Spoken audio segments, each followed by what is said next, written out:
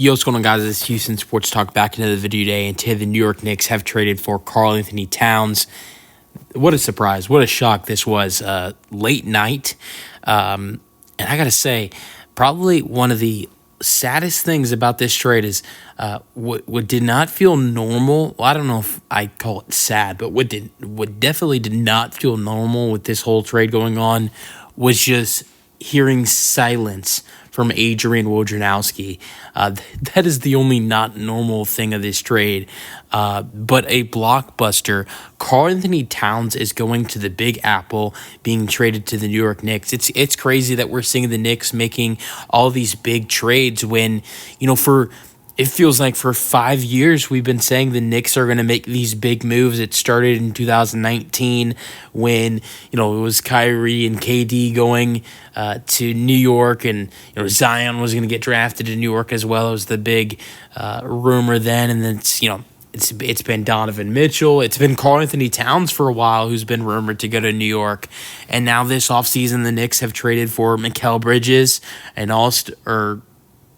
near type all-star. He's never been to an all-star game, but an all-defensive player and, an all-star type player in Mikal Bridges. Also, one of the best centers in basketball in Karl-Anthony Towns. So, now I know this isn't like a Kevin Durant, Kyrie Irving, Zion Williamson type offseason for the Knicks, although that would have been crazy if they were able to do that 5 years ago. But still, to add in Karl-Anthony Towns and Mikal Bridges has been amazing. Also, to re-sign OG Anunoby, as they traded for him at the trade deadline. So to have OG Anunoby, an amazing defensive player for a full year this upcoming season, add in Mikal Bridges, and now add in Karl-Anthony Towns, this Knicks team is going to be pretty scary. You also add in, you also add in Jalen Brunson with that team. I know Brunson was on the New York Knicks, of course, last year, but I'm just saying add in him with the current guys I just mentioned. Add in Josh Hart with those current guys. That's probably the starting lineup for this New York Knicks team, with Mitchell Robinson out until December. Although I don't think if Robinson was healthy, he'd be in that starting lineup. Let's go over what the trade details look like.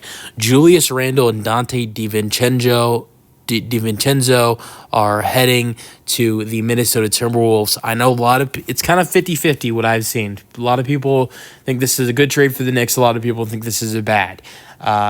For Minnesota, I think it's both. I mean, I'm going to start off with Minnesota because a lot of people are talking about the Knicks. For Minnesota, I feel like this is a good trade and a bad trade. I feel like Karl-Anthony Towns was a very good, second guy next to, Anthony Edwards. But I feel like Julius Randle will be just as good, next to Anthony Edwards. But another thing I think about with Randle going in to Minnesota is I think Randle fits better with Rudy Gobert than Karl-Anthony Towns did. I didn't really like when Minnesota traded for Rudy Gobert because I didn't know how that was going to play out, because you're going to have to ask Karl-Anthony Towns to move to the power forward position, which most of his career in Minnesota had been playing at the 5. So he was going to have to move to the 4. Gobert was going to have to play at the 5. And I just thought that was going to be a little bit uncomfortable. And over these last couple of years, I mean, it's not like either one has played bad, but it has seemed like it's been rare that with Anthony Edwards in the mix, that all three of those guys have been playing their best basketball. But I feel like adding in Julius Randle, who is more of a power forward than Karl-Anthony Towns is, and adding him next to Rudy Gobert, I like the Randle and Gobert fit better than Cat and Rudy Gobert, if you ask me. That's nothing against Karl-Anthony Towns. I just didn't really like when Minnesota traded for Rudy Gobert, having Gobert with Karl-Anthony Towns, two centers who are very different from each other. One's a great three-point shooter. The other's not a great offensive player, just mainly a good defensive player. And one of those guys having to move to the power forward position when most of his career he had been playing the center position, which was, for me, I didn't know if it was going to work out. I mean, these last couple of years, Karl-Anthony Towns has been playing power forward for Minnesota. The first, 8 seasons. Is that right? First 7 seasons of his career, he was playing center. So he had to make a change, and now he's probably going back to playing the center position in New York. So that's one of the reasons why I like this trade for Minnesota. I think Randall is a better fit next to Gobert than Cat and Gobert were. But I thought Cat was pretty good in Minnesota as well this past year. I mean, was amazing from three. He shot almost 42% from three. Was pretty healthy. I mean, he missed 20 games, but played 62. Which is more than Randall.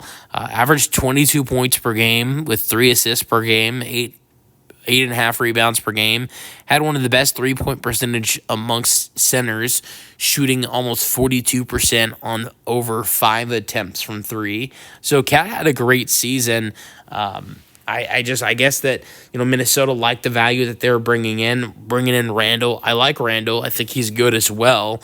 I'll go over what he did last year in a short time. Randall last year with the Knicks played 46 games, looked pretty good. I mean, looked just as good with 24 points per game and 9 rebounds per game. You look at it, the stats look better, but Randall was not as good from three. Shot 31%. If you ask me, I think Randall's probably not much, but just a slight bit of a better defender than Karl-Anthony Towns. I think Cat's a better shot blocker, but Randall's a better defender. Now, what I will say is that I think that something you have to worry about Randall that you don't have to worry about Karl-Anthony Towns is health. Julius Randle's health last year concerned me, and I hope it's something that doesn't carry over to this next season. As of right now, Randle should be ready to go to start off the regular season, but his health does concern me going into the season, and if injuries will be a problem. Also, the fact that he wants an extension. Is that something Minnesota wants to give to him? Are they willing to sign him to a big extension and make him the guy? I wouldn't say the guy, but the other scoring guy next to Anthony Edwards. Do they want to do that? And what kind of money does he want? So those are questions that come with acquiring Julius Randle. Now it's not like it's just Randle going to Minnesota. You got Dante DiVincenzo going to Minnesota. I like that addition. A great 3-point shooter, averaged 16 points per game, 4 rebounds per game, and 3 assists per game. Also shot 40% from three. I think that's the only trade. I think that's the only part of this trade that I think is hurting the New York Knicks. I'm not saying that Randle's a bad player. I think Randle's a good player, but I think Cat is way better than Randle. And also the fact that Randle has struggled in the playoffs before. So that is something the Knicks have been worried about. Not only the injuries, struggling in the playoffs, the extension. So I think Cat. That's one of the reasons why Karl-Anthony Towns is a great addition for this Knicks team compared to Randle, and a much better 3-point shooter. So it's gonna be interesting to see how things play out.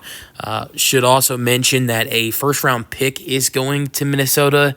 I mean, I don't think this matters too much. It's a first round pick for Detroit. It's top 13 protected. It's lottery protected. So I doubt that the Timberwolves get that draft pick, and unless I believe that draft pick is in this upcoming draft.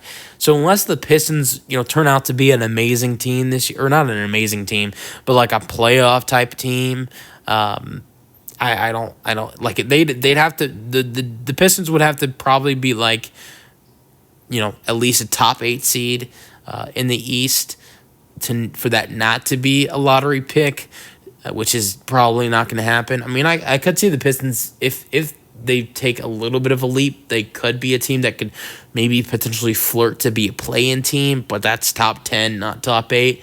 So I don't think that draft pick ends up in Minnesota. I think that draft pick's going right back to the Pistons. So I don't think that draft pick matters at all for Minnesota. That's just them getting a first-round pick that they're never going to get to use.